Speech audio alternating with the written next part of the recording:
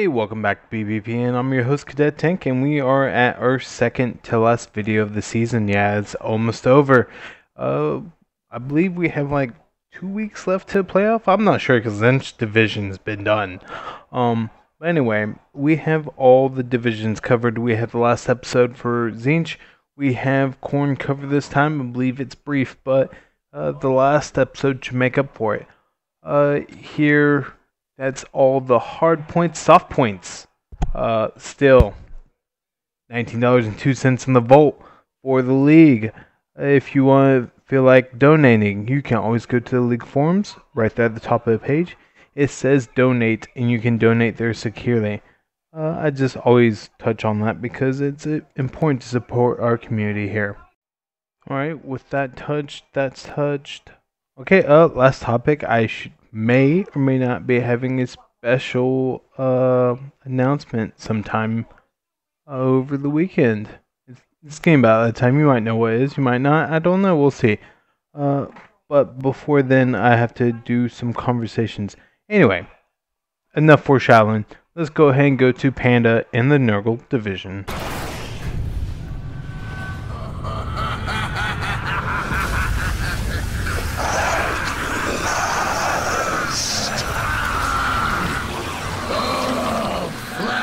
Bone and bile, how delicious. Hello again, ghouls and goblins. Howdy, howdy, howdy. Let us take a look at our wonderful, wonderful Nurgle division, who is on match day 5. So, my little Nurglings, let's take a quick peek at the teamsies. Arcade Blazes Orcs coming in at an astonishing 1840.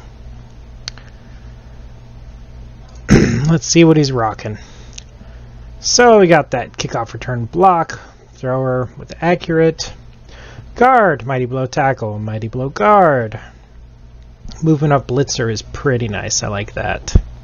AG minus on a black orc, mighty blow dodge on a blitzer. Jump up on a blitzer, mighty blow guard on a black orc. So, lots of levels on those black orcs. It's going to be some pretty gnarly murdery orcs. Good looking team. Troll also has guard, so they're pretty beefed out. 4 rerolls I think is a little heavy, especially now that everybody has block. You can probably trim one and get this a little more under control. He does have a level 2 stadium, but no enhancement, but at 200k I expect he buys one. Good looking team, RK. I can see why you're sitting at 3-1-1. Werecaster, the man with the Kimry. So we got them Blitzeras with Mighty Blow, Strength Down. That is a firing, unfortunately. Diving Tackle Blitzera. Damn, that is one beefy Doom Guardian. Mighty Blow Guard, Break Tackle, Mighty Blow Guard. Nothing. Nothing. Man. 3 dirty players I think is nice, but a little excessive there, Aware Buddy. That's pretty nice. I like that. That's I don't know if you're gonna cycle this guy though with the minus movement. Movement 8 throw raw is ridiculous. And you got the obvious kickoff return blodge throw off. So that's pretty sweet. I like that. Good looking, man. 1590 brings you in a little bit on the lower end, on the bracket side. I think with how trim you are, you should be able to pull inducements versus at least a few of the teams here, and probably a little more if you get rid of this deadweight fucking, pardon my French, skeleton here. Hikaru's Dwarfs. So we got the Spike the Second Death Roller. Whatever happened to Spike the First? I guess we'll never know. He's got guard. We got a Mighty Blow Troll Slayer, movement up Blitzer, movement up, and dodge runner, blodge runner. Longbeard is out with an AG bust. That doesn't really matter. Stand firm, diving tackle, mighty blow, guard. So, good looking dwarf team at 13. 1570 is nice. He could probably trim it up. by dumping one of the line. This Longbeard, maybe not. I don't know how I feel about 13 players on a dwarf team, but I think I'd kind of hard cap at 12. But these are looking pretty good. The Slayer is about to level. 3 rerolls is fine. He has a no upgrade. Makes me sad. So Death Roller's only hanging out for 1 drive. Goat Boy coming in at 1360 team value. And that is because he is missing a couple players on here. So Tackle Guard, Mighty Blow Tackle, Tackle Mighty Blow. Movement up would have been nice to have probably for the next game. We got Blodge with AG2. As long as he's not really dodging out, maybe using her for assist, she's probably fine to keep as she has block already. 13 players is kind of the sweet spot for the AV7 bash teams like Norse and Amazons without going too deep and picking up too much inflated TV. I don't necessarily like the assistants and the cheerleaders. I think 1 and 1 would be enough, but to each his own. Sure Hands Passer. Yeah, so he went the Blodge route on everybody and then developed skills from there. So I think they look nice. I think these Blizzers should be Blitzers, not Blizzers. Should be a little bit further ahead than where they're at. I'd like to see a Dirty Player Line Woman, which also is not here. But apart from that, he's been putting some work in. He's chilling at 9 Fan Factors, pretty decent. So let's see. Oh, so we got a security gate as well. That's nice. And the litter box. Good stadium. Good stadium. I am Sancho's unnecessarily aggressive Kislev. A tame bear named I Will Eat Your Eyeballs. Good old Catcher, horse she rode in on. Here is his Sure Hands piece with AG4 and Blodge. So he's a good looking dude. I like to see him run around. Sitting at 12 is kind of rough. This strength down lineman should probably be cycled. It sucks that he has block and he's not unskilled, but he should probably go away. Guard is insanely good. AV7 on a guard piece sucks. Let's just be real, but that's pretty decent. I mean, 3 guard is a lot for a Kislev team, and none of it is on the bear, so that's cool. Strength 4 Blitzer is nice, Blodge and block. So he can definitely do some things with his team. Development wise, I think he's alright. He's got a pretty fair spread of levels here. He doesn't have any real standout superstars apart from the Catcher, who's rocking level 4 and is slowly creeping his way to level 5. 4 rerolls is probably fine depending on the amount of leaping he's doing. And no upgrade for the stadium. But he does have Orc cheerleaders. I don't know if you saw that real quick, but that's pretty nice. We love them tassels. Feudal Effort. The beat up Bretts, so to speak.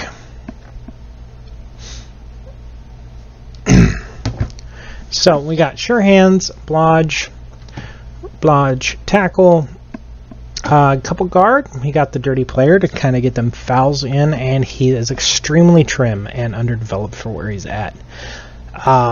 With only a few games left to go in the regular season before we head off into the playoffs, if he makes the cutoff, this needs some serious love. I don't know if it's going to be possible. The Wrestle Guard piece is nice, but he's come up short in a few areas with skills. He's had a lot of losses this season, and I know he's had a rough go. If he makes the cutoff for the playoffs, I think it's going to be a lot rougher, but good luck to you, my guy.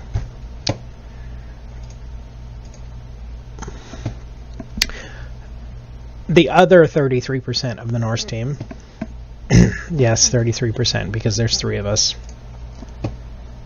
that have 2 of us that are looking good for the playoffs, and 1 that might have some trouble coming out of the Horny Rat division. We have Gus Showbiz with, see, I like that. That double on that runner is pretty sweet. I wish I could pick that up. Dodge Guard on this block piece is great. Tackle dodge on the other runner. I might have went dodge sidestep. I know he really wanted the tackle, but the blitzers kind of fill that role. Double guard on the Ulfs. No snow troll. Very stylistic difference between me and Mr. Lando. Double guard, he's got block on here. He does have a dirty player that's niggled, and a second dirty player. I, unfortunately, do not have either, as my dirty player leveled too many times and had to go the way of the dinosaur. Boo! 12 players is nice. I'd like to see him at 13. It gives him 2 reserves, especially with these 2 dirty players, who I assume will trying to befoul their pants off. He's a little light on guard, so you have 5 pieces on Norse with natural guard access. He has 2 of them that picked it up and got lucky on another 2 doubles. These guys should have guard by now, especially this Berserker. I don't like dodge. It does keep him alive, which is a great principle, but he doesn't have AG4. He's not going to do a lot of dodging out. And by now, people are going to have tackle and they're going to be targeting him. So I don't know if the double dodge combo really contributes a lot, whereas another Mighty Blow guard would contribute a lot more, especially if you keep him in the way and hitting things. I like the pile-on choice here. I'm curious to see how Lando takes it. I think he's in the run for the playoffs as well, so good luck to you, sir. And Scambammer's Dark Elves. This team is beat. There used to be some assassins. There is one. We got Dodge, Blodge. He does have a critical AG up piece, which makes or breaks elves in quite a few places. We have the, Jabberoni, the lineman, who's unskilled. We do have the kicker, and the Blodge runner is nice for the quick dump-offs, and we have the fresh assassin to fill in for the one that mysteriously disappeared. 8 fan factor shows he's been able to at least do some things with his team. He's still at 2 rerolls and no apothecary, so that's rough. I know he's had to replace a lot of positionals and a lot of players this season, and I think it's taken its toll on the overall reroll health. I don't know how you made it all season without an apothecary, man, but that is some guts, and I like it. As always, Scam, I appreciate the teams you put out, and the non-standard builds are pretty amazing, man, so thank you. We'll take a quick peek at the leaderboard, kind of see how things are shaping up, since we are a little over the halfway point now, or at the halfway point, so to speak. Chords, Pretty Kittens are lighting it up at 3-1-0. RK in a very tight second at 3-1-1. Lando's got 3rd. Sancho's got 4th. Warecaster's got 5th. And here is the cutoff. From 6th to 8th is where we're looking at cutoffs. This is still close as far as Scambammer can go. Hikaru could also creep in. With 4 losses under his belt, Slim has a really tough shot at actually creeping into the playoffs. It can still be done, but some of these teams are going to have to take some strategic losses, and I don't know if they're going to get there. So, lads, I think that about wraps us up for now. We took a quick peek at the teams. We didn't do so last week. And we took a crack at the leaderboard. We see how things are going. So, that said, remember, boys and girls, pandas never lose. We only win less. Another great episode from the Panda. Man. And about that win less thing, I don't know. Seems like you've been winning in bunches. Well, that was Nurgle Division. Just for the record, this is my meme of the week. I love this. When I read this, I fucking died laughing. If you don't get it, well, you need to read more lore. Anyway, let's go ahead and go over to Ace in the Khorne Division. They say there is honor in battle. They are fools. We fight for the Emperor, but the blood we spill serves another.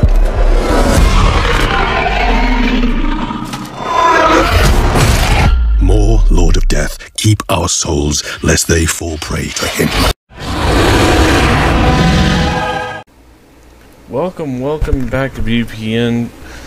I'm happy to be back after a little bit of a break and slight meltdown, as round 2 has not been kind to me. But we are back in the Corn division here. Give a nice quick little rundown and before I go down each team, which will be next time, and see who our leaderboard is and see if I can predict how this is going to all shake up. So we have the Chaos Judgment Time after their horrendous start coming in and winning the division so far 4-1-0. We have Dr. Helix at 4-0-1 at second place with the Necros. And they are pretty much locked to those positions for the most part. Then we have the Goblins and Halflings at 2-2-1 and 2-1-2 respectively at 3 and 4. Undead Storm at the final cutoff spot at 2-1-2 with the Undead. The Wood Elves, Underworld, and Khemri at the bottom. The Old World Rulers, someone that was winning their division in round 1, is at the bottom, and they are pretty much if they draw or lose their next game, and or if Storm, Mackie, or Superfed win or draw one more game, they're automatically, mathematically eliminated from round 2. Scar has a chance, and so does Luke. They are still in the running to get in, but boy, is it going to be an uphill struggle. I see that this is pretty much probably going to stay about the same as it is. Maybe the Wood Elves go up one as they're elves. They can pull off elf bullshit. Maybe Doc Stored out. Sorry about that. It's a long day at work. But I do see Splinter, Helix, Superfed, and Mackie making it into round 2, which would mean we have 2 tier 3 teams coming in. Though I do not want Halflings to go all the way, because we cannot have yet another Halfling champion. But that is your Corn division as of it stands right now. Sorry to make this a little bit short, but I've been really busy and I have stuff to still do. We'll be going over the games, the teams, and our winners in the next video.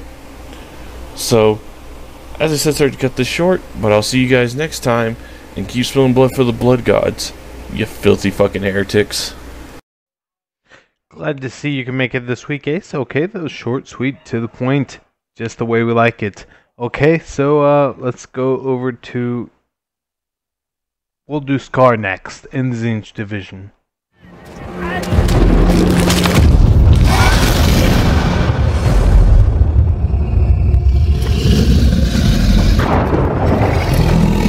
All aboard the Great Deceiver!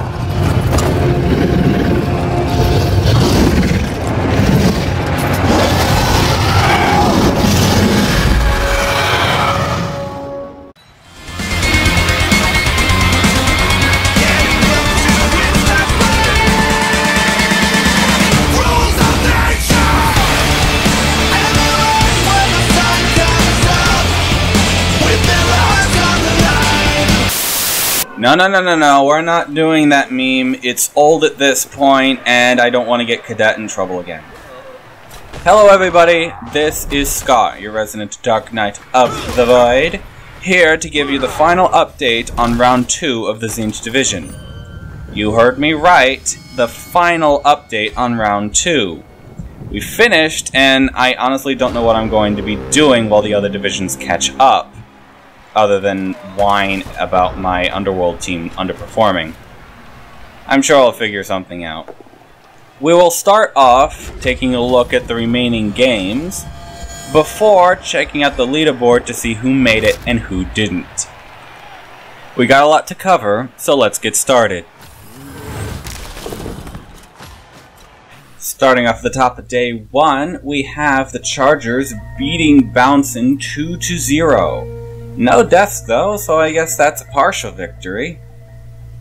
Next up, we have the Luggage tying with Lords of Action 1-1. I guess Lords of Action just really can't get a break at any point in time. Not the good kind of break, at least.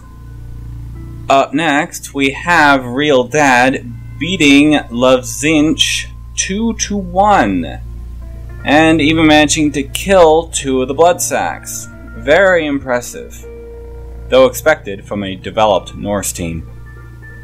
Up next, we have the Elite beating the Underdogs 2-0. I'm assuming there was a lot of agility plays for that score to be achieved. On to day 6, we have Bouncin beating Luggage 2-1. Not bad considering the Luggage is actually starting to get developed. Up next, we have a, 0-0 game, so I'm guessing the whole thing just sort of devolved into a brawl that cost an orc his life. At least it was bloody, and we all know the crowd loves bloody. Up next, we have the Underdogs beating the Lords of Action 2-1, and even managing to kill one of the action-loving Bretonnians. Next up, we have a battle of vampires, where the Elite beat the Zinch 3-1, proving that being elite is more valuable for vampires than loving Zinch. And then for day 7, we have Bouncin beating the Underdogs 2-0. There was a lot of passing, and I'm assuming a lot of leap involved. But that wasn't too difficult considering how short their opponents were. Next up, we have the Elite beating Real Dad 1-0, but not without losing one of their members. And Real Dad even lost the MVP to the useless Chainsaw. What bad luck. Up next, we have a no-show, where Luggage and Lovezinch never made it to the field. I heard that it was some sort of dark ritual gone awry, but it's all just rumor at this point. And finally, we have the Chargers beating Lords of Action by 1.5 miles, winning 3-1. I got nothing. That's really sad considering how slow orcs are. Alright, now that we have all the games in and accounted for, let's take a look at who made it and who didn't. Starting at number 1, we have the undefeated Sin City Chargers, the orc team coached by Good Time. Very impressive. In second place, we have Nier's Elite, the vampire team coached by Finn Hale. In third place, we have Kodar St. My Real Dad, a Norse team coached by Angry Panda. In fourth place, we have the Bouncin' Bulls, a Kislev team coached by Placebo. And eking in at fifth place, we have the Dodgeball Underdogs, the dwarf team coached by Miyamoto 1. Unfortunately, that means Panda Loves the Zinch, a vampire team by Cadet Tank. Where'd I leave my luggage? The Lizard Man team coached by Ace Pilot. And the Lords of Action, the Bretonnian team coached by Eric's, are all out. I wish you all better luck next season. Oh, this did not go the way I thought it would. We got several actually fairly well-known names getting eliminated this round. Meanwhile, the coach at the top, I'm not really familiar with yet. We'll have to see how they do in the final round. Sadly, with the Lords of Action out of action, I'm going to actually put my money on the Bouncin' Bulls, Placebo's team, simply because it's a fun team name to say, and I have faith in the Kislev team, especially when they're developed. But I guess we all have time to recover and prepare for the final round while everyone else catches up. So, until then, remember, win or lose, the Void always gets its revenge. Back to you, Cadet. Oh man, I'm thrilled that the Zinch division is finally over. It was painful for me and Ace. Very painful. Anyway, good coverage, Scar. I enjoyed it, especially the little clip of, my players dying. Anyway, that's that for Zinch division. We shouldn't hear any more from Scar for the rest of the season. He is done his due diligence. Okay, so unless there's other chaotic problems, let's go over to Discum in the Hooligan Division. I mean, Horned Rat Division. Horned Rat.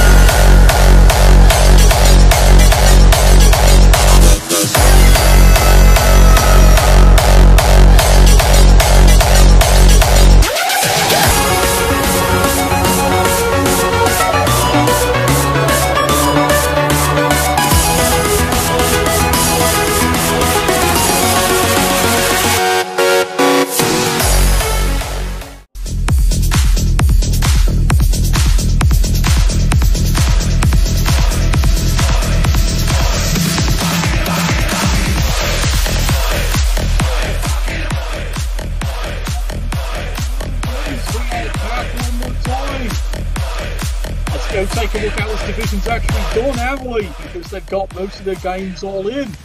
So, quick pick of the leaderboard, let's get it over with here. They're going into the last game, and of all things, it's the last game that barely bloody matters. On top, it's the Scum-sucking Norse.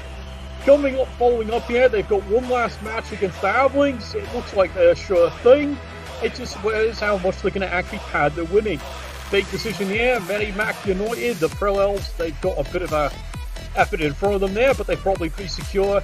This is the big question mark. The Ogres have finished as best they could. It's all going to come down to, yes, you've got it, the Dark Elves, and how well they perform against the Pro Elves. There is going to be a grudge match. As for the Halflings, let's face it, they're out, aren't they? Well, good fucking riddance, that's all I can say. Okay, let's take a look at the teams here. Thank you, lads. Can we march this one out here? Thank you very much. Okay, love them. Love them indeed. So, here we go. First big review here. Yes, it might be their house, but the furniture has clearly been rearranged and someone changed the shag carpets. Maximum Ogre Drive. They've done their best. They might qualify. It's a hell of a long shot, and the problem is the fate is in someone else's hands. It's going to come down to Dark Elves versus Pro Elves. Who knows? It's going to be a hell of a fierce fight. I'm definitely going to have fun casting that one here. Let's take a look at what they've got here. As you can see, strength to strength to strength of the Ogres. You can even see the craziness has even begun there. Look at this. Ogre, 3 skills. Piling on, break tackle, and tackle of all things. Yeah, he bought tackle. He wants to really, really knock you down and make you pay for it. As for the rest of the lads, diving tackle, more diving tackle. Here's the miracle worker, Mini Cooper, sure hands, block. If he survives to get another double, clearly he's buying Dauntless. 7 Factor supporters have finally shown up. They know who their team is. 3 rerolls in Apothecary. We're wishing him the best of luck in the next round here. Meanwhile, yeah, it is the scum of the entire league. There they are. It's no surprise, really, the scum of the league. That's what they all been high on. Anyway, let's take a look at what this Norse team has actually got here. As you can see, building their ways up. They have smashed their way forward, picked on the innocent, picked on the guilty. Just like picking on people. They're out the big star for a while here. They've also finally suffered rightly another death. Might be the one big breaker here. As you can see, yeah, they're down a Berserker. It wasn't the high level one. And now they've had to replace him with a brand new one. Could that tip the tide? Look, supporters know that these people suck. There's only 8 of them. And, of course, 3 rerolls. How will they do? Well, let's find out, as they definitely have qualified. The hopes and dreams of the Ogres hang on this team. Yes, this Pro Elf team. Much as they hate to admit it, they dream that this team can find a way. Yes, that's what they're hoping. They're going to have to hide on that one now. So, let's take a look, because the Elf BS to the extreme is indeed in full control. But it's a measure of the coach. No, seriously, this coach has... he has learned how to push this team as crazy it can be, and enough will be damned. And look what's been happening here. Slowly but surely, the survivors have become quite the efficient crew, picking up good skills. It's only 5 fan factor. Well, he has to learn with it. Only 2 rerolls. Again, he has to live with it. But overworked Apothecary. Can they do it? We're going to find out, aren't we? The team that is so glad the fucking season is over. Look, this team has no idea what the hell it's doing. And it just wants to fade away in the background here. Because they, honestly, I still have no idea how the fuck to run this team. I've been looking around here. There's nothing. Now, seriously, I can understand what people say with the Halflings. Well, you have to make sure after a while you hire the same skilled star players. But here's the problem. In NAF, yeah, there's the two slots there. Yes, you can get Deep Root, but the problem is half the time with the competition, the TV differences haven't been enough. So they can't afford the two big star players they'd like to buy. They've had to make do. And the last game that this team played, yep, statistically, one of the hell of the worst arrays ever seen. 1 in 3 dice rolls were either a 1 or a skull. Dead serious. It's very hard for a team to recover from that. 4 fan factor, the Apothecary, 3 rerolls. Well, they've actually had to buy them. They've got no choice because nothing else fucking works. Then you can see they've actually picked up some crazy skill ups, but again, if you look at these trees, let's face it, any successful Halfling team by this point, the trees minimum. These are the starting trees. These are the ones he started with literally 15 games ago. Only one's got a skill, the other one's still not. That shows you how bad the season's been. There is spoiler, barely. Meanwhile, here's where all the bets are going to be going down. Yes, this Dark Elf team has to pull off a couple of bloody miracles. They really are going to have to get out there and find a way to win this. Or not, as the case may be. Taking a peek here of how the team has progressed here. They have the flurry of Witch Elves. They've got Pain here, armor decreases up and down, Niggles, yet somehow this team has survived. The fate truly is in their hands the next game. 3 rerolls, 7 fan factor, 1 apothecary. It's going to be a battle for the hooligan in a true hooligan style. And then, of course, well done here. For the benefit of Mr. Kite, they came in completely battered, completely crippled, these survivors. They still are. Seriously, it still is a pretty seriously battered team that have just been taken through the absolute ringer. And if Constable Ed has his way, well, the way he's been going these last game weeks here, this is going to be the new way of how to referee things. And more fouling on his watch. And a good thing too when you look at the remnants of this team here. Damage, of course, niggles. More niggles. AG decreases. As people have pointed out, where's his blitzers? They're all dead, Dave. Every one of them was bloody dead. Because they kept taking AG decrease and everything else like that. But how he's engineered to work this team. 7 fan factor, 3 team rolls, the overworked apothecary, and look at the crazy skills. He has evolved it correctly. Oh no, 100%. This is how he evolved it correctly. Again, the alignment of the blitzers and the blitzers, well, off the very left there, the defensive. They've been to catchers. He's got them moving on here. And the bear, you know what? If he gets to the next round here, I'll be wondering what skill he's going to roll. So, this is what it all comes down to, ladies and gentlemen. As it could be seen, the scum of the entire hooligan division, while they're on top, and trust me, according to the wives, that's not going to last anytime soon. The Kislev have an easy match against the Halflings. This either determines a slightly better seeding or just gives them the extra skills they need. Should be an easy game for them here. Halflings, right out of it, there is no way they can advance in because of TV differential. It doesn't matter for them. They might play for glory. They might play for cake. More than likely it's going to be cake. The match that everyone's watching out for. Elven Union here. The Pro Elves versus the Dark Elves. This will decide their complete fate and who goes on to the finals. So it's going to be quite fun to watch. And we're going to enjoy this.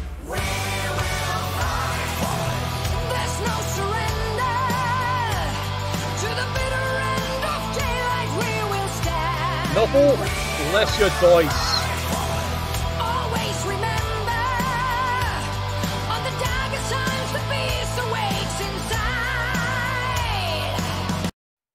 Thank you, Discum, for that video. Why do I feel like I need to be worried about copyrights? Oh well, I'm sure it'll work out. And as always, I'm rooting for the ogres, even though it's going to be at Tassarin's expense. Anyway, that is it for BBPN. I don't have anything else for you that I know of. I'll probably forget and then be like, oh, I should put that in. And I'm too lazy to edit it in. As you can tell, I have not made a new hooligan intro, and we just cover old things up. Anyway, yeah, that's it. 35 minutes, not too shabby. Alright, this is Cadet Tank saying sometimes I win, sometimes I lose, but never bet against me. Unless I'm playing these vamps, and then I'm already eliminated.